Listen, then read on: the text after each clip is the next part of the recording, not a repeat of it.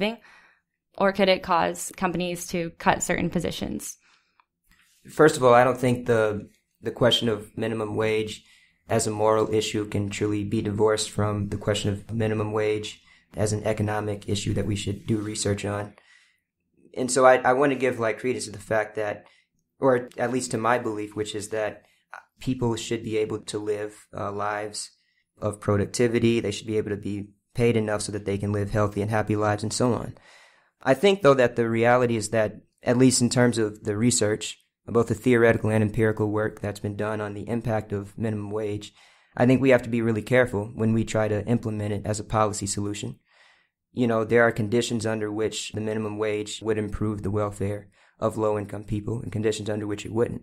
And so, whether or not the business in question is a monopsony is, one factor that we would have to weigh. It's also possible that raising minimum wage could increase unemployment under certain conditions.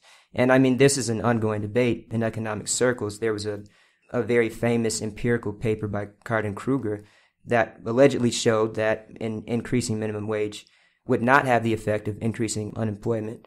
And then it was found to have some issues. And so I just think, although it's kind of like a dry, boring debate maybe to go into what the literature says about some of these specific policy issues, it's sort of our job as policy analysts to take those things very seriously. Because if we don't, it's, the disenfranchised people that will really suffer the most.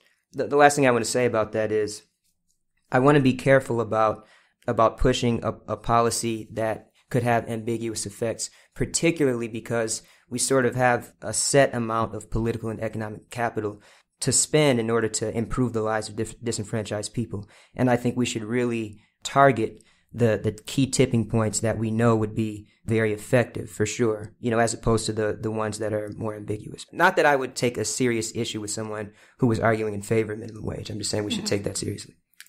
Right, because for the case of Chicago, the minimum wage has been raised every year from 2015. So I think right now it's $13 per hour, while the Illinois state still remains at $8.25. And I have nothing against raising the minimum wage, but I'm very skeptical of its long-term positive effects. And I think it's no surprise that this is a commonly discussed issue during election times, right? Yeah. And I think I'm skeptical because of what happened with the recent minimum wage hike policy in Korea, for example. So last July, President Moon raised the minimum wage by 11%, which was $7.40, and pledged to raise it again by 55% by 2020. And it's been 6 months since the policy was implemented, and the numbers aren't looking that great. So the unemployment rates have gone up, and it's only the number of public jobs that have increased, but that's also because the government passed this aggressive job increase law for these public sector jobs, and it's not created in a more natural or organic manner than expected. And unemployment rose, and small businesses basically had to close at a faster rate due to the minimum wage increase. And I don't think you need complex regression analyses to conclude that a dollar increase in minimum wage is nothing close to a silver bullet for addressing economic inequality.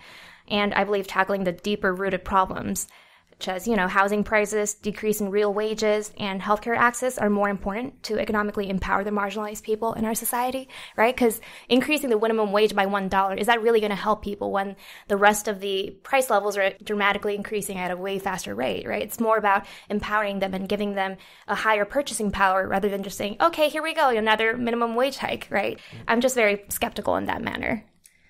Yeah, you guys brought up some really good points. It reminds me of last year, working in Colorado at a sandwich shop. My managers were paid just a little bit more than people like me who were just team members. And basically there was a minimum wage hike of 90 cents and they didn't get that same hike. All of the, people working for minimum wage were getting the 90-cent hike, but not the managers who were making $1 more an hour. So now they're actually, just below us. Just below where they would like to be. And I mean, a lot of people were wanting to leave the company and things like that, but then they were stuck, they were really frustrated and they were kind of just stuck with that.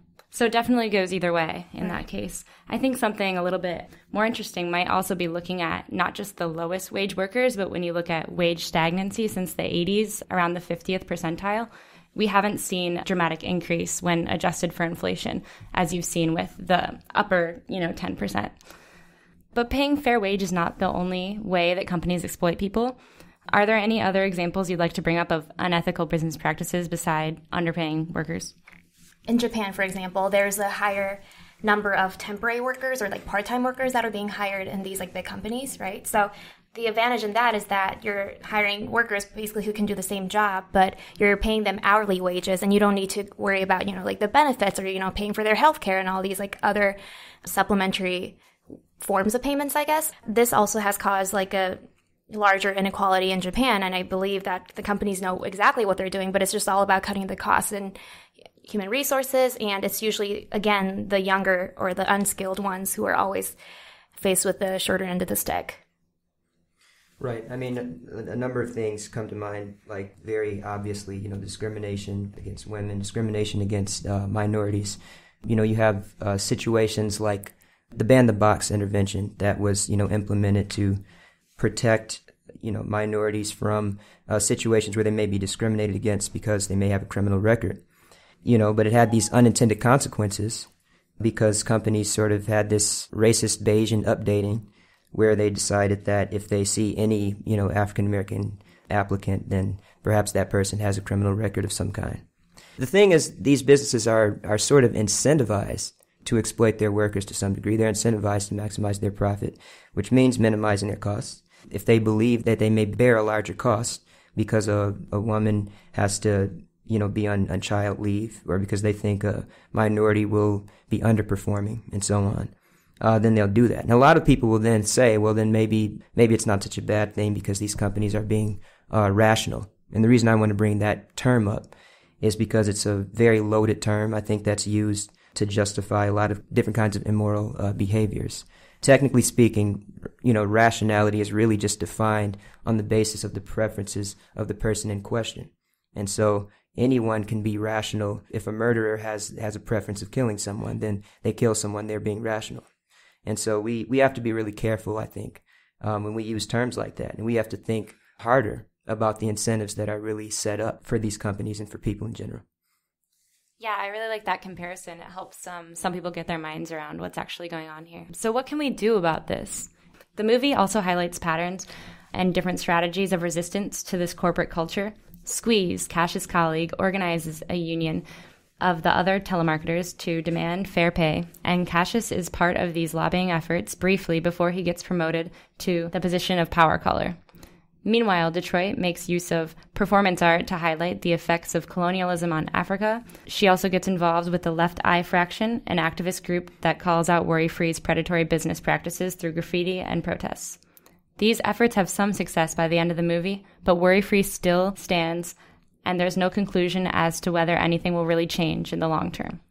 So one big question the movie leaves us with is, just what can we do about all of this? How can we effectively mobilize against the system? In particular, the movie focuses heavily on the supply side of things, the laborers' point of view as they stage a walkout and go on strike. But what can we do as consumers to be ethically conscious and take a stand against the wrongdoing of corporate giants? It's sort of hard for me to think of, when we specifically talk about, what can consumers do to stand against corporate giants. I sort of don't really have faith in consumers, to be honest with you. To give a sort of tangential example, a lot of people complain about how terrible the media is, the different kinds of images that the media portrays, when in reality the media is supplying what we demand. So if we demand garbage, that's what they'll supply. But I'm not really sure that I would have faith that consumers would be willing to change, in a way that would then change the supply side. I guess, though, what we need is a much broader kind of cultural change. As far as, holding corporate giants accountable, what really comes to mind for me is embracing a kind of democratic socialism. And so I'm sort of coming out the closet about that. I think I would support democratic socialism strongly, because there are many different kinds, but the fundamental commitment is to the fight against the various ways in which people's humanity is violated rather than affirmed. That goes for minorities, goes for women and so on, the poor, disenfranchised people. I think if we really embrace that culturally and also politically, it doesn't mean supporting Bernie Sanders specifically, but really launching a political revolution in which we're taking a serious stand against the corporate giants in terms of our votes and then also in terms of our culture. I think that's what would really make a difference. Yeah. I'll maybe tell you a quick anecdote. So After getting dinner with a close friend, what's up, Coco? I saw her calling a Lyft, and I asked her like what the price was for Uber, and she said she only uses Lyft. And for me, because I'm not only a utility maximizing consumer, but also a broke graduate student, I just use the apps interchangeably and go with the app that has a lower price, even if that means it's like 10 cents cheaper. But for my friend, she made the conscious decision to use just Lyft because she did not support Uber's unethical business practices and the former CEO's treatment of female engineers and the sexual harassment claims. So this simple event made me realize that our small purchasing behaviors, in a way, is like voting. So I think it's really interesting that David brought up democratic socialism. So you buying a product is basically you casting a vote for that company and supporting its existence and its business practices. And there are obviously limitations, I agree, but I believe with extra research and just being a little more conscious and aware of the social impact of your purchases, we can really change the way big companies conduct businesses and market their products. Yeah, I think that's true. We've definitely seen a lot of companies moving as the social needle changes, I guess, as you say. For example, Gillette yesterday. Yeah. Things like that. So one last thing, in the movie, Worry-Free's business model seems to be very unsustainable in the long run. To explain that better, their workers are working for no pay and not consuming any goods except for those rationed to them by Worry-Free. So the more workers that Worry-Free hires, the fewer people are out there actually being consumers of the products that they make. I think this is a really interesting kind of conundrum, and in a way it reflects what's happening with companies like Amazon. They're producing more and more goods, kind of racing to the bottom with prices, and at the same time their labor practices are kind of reducing the pool of people that can afford to consume leisure goods and things like that. So could this movie possibly be suggesting that capitalism is on the brink of collapsing under its own weight? And if so, is there a logical endpoint for the current order of things? You kind of just brought that up, but if so, what comes next? So here's the thing. So a couple things I want to say. First, I want to give some credence to the fact that it's not that there is nothing beneficial about capitalism at any point in a nation's development, right? So one of the strongest arguments in favor of capitalism is sort of the extent to which it can induce rapid economic growth for a country that's sort of in its infant stages. And, you saw something like this happening with America with, Andrew Carnegie, John Rockefeller, and J.P. Morgan in the 1900s. But of course, it had these really terrible consequences, led to some really terrible class warfare, a lot of inequality, and so on. And I think as capitalism continues, relative to where we are right now, I think there are some things that are becoming unstable. But I think something like this has already happened, in the past. And I think that, whenever the working class sort of really starts revolting, essentially, as game theory would predict, the upper class more or less gives them just enough to where they're able to stop the revolution from happening. And so that's also a possibility is what I'm saying. It could be this really gradual back and forth process by which we sort of move, maybe hopefully towards a kind of democratic socialism, but it could take a very long time if we sort of keep on giving into the little bird feed, the scraps that we're given by the upper class. And so I think it's possible that we could also go through really rapid change, again, if we go through with the serious political revolution. But I think it would have to be, something that's very acute, something that happens, over a pretty short period of time. I don't think the movie was implying the end of capitalist order. It was definitely pointing out the negative externalities of a market society that puts production before people, but it didn't really provide any countermeasures or solutions to the problem. And I can't really blame the director because it's much easier to criticize something as opposed to build towards like a solution. And yes, we do live in a market-based society, but it's hardly a purely capitalist economy. And I don't want to frame the problem as like a capitalism versus socialism, like back to like our crappy high school debate in social science. I think the discourse should be concentrated more towards on how can we actually achieve equity, fair working conditions, and removing the barriers to public goods and services in a market society. It's almost unrealistic to lift that assumption, the market society barrier almost. I wanted to quote a poll conducted by the Harvard Institute of Politics in 2016, which found that 42% of Americans ages 18 to 29 said they supported capitalism, and only 19% of the sample identified themselves as capitalists. And the numbers were unsurprisingly higher among older people, but still only 26% consider themselves capitalists. So it's easy to frame capitalists as money-hungry oligarchs that only focus on profit maximization. But I personally believe